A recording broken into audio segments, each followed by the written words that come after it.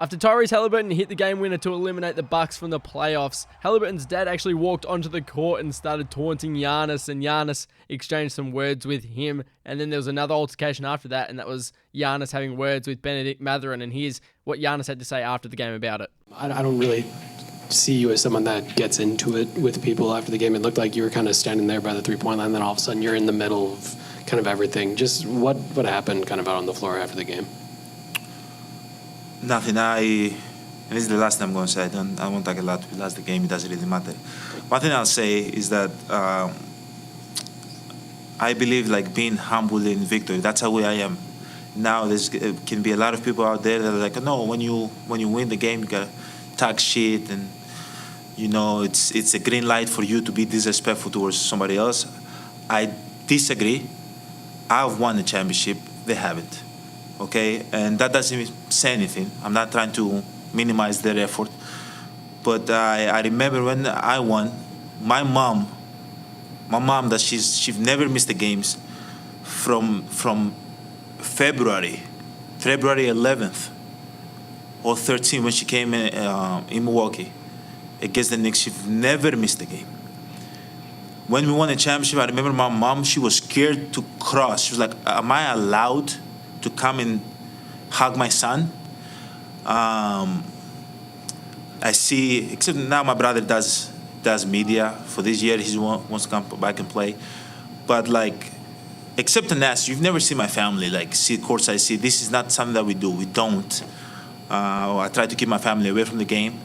But losing the game, emotions run high. Having a fan, which at the moment I thought he was a fan, but then I realized he was Tyrese's son, which I love. Tyrese, I think he's a great competitor. He was his dad, sorry.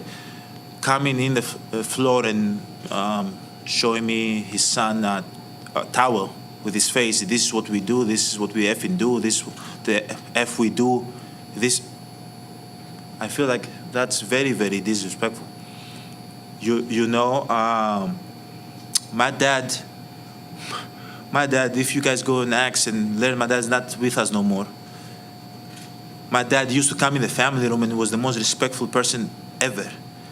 You know, when you come from nothing and you've worked your whole life to sell stuff in the street, and your whole life you'll be scared of the police of deporting you and sending you back to your country. You have to protect your kids with all means. You create this mentality of being humble your whole life, to not kind of disrespect anybody, not make the tension high, the emotions high, so anybody can snitch on you, say something bad about you. So when he came here, I remember I was like, Dad, why are you so humble? Why are you going to the family room? You don't even say a word. You sit in the back. Why are you like that? Don't worry about it. Don't worry. That's how I grew up. That's what I had around. So when I see other dads, which don't disrespect me, maybe if my son play basketball, I might be in the court. I might be the one on the court, and like 20 years later, you can play this interview and say, Giannis, you're contradicting yourself. But we'll see in 20 years. But I'm talking about right now how I feel. You know, having somebody's dad, which I'm happy for him, and I'm happy for his son, and I'm happy that he's happy for his son. That's how you're supposed to feel. But coming to me and disrespecting me and cursing at me, I think is totally unacceptable. Totally unacceptable. Okay?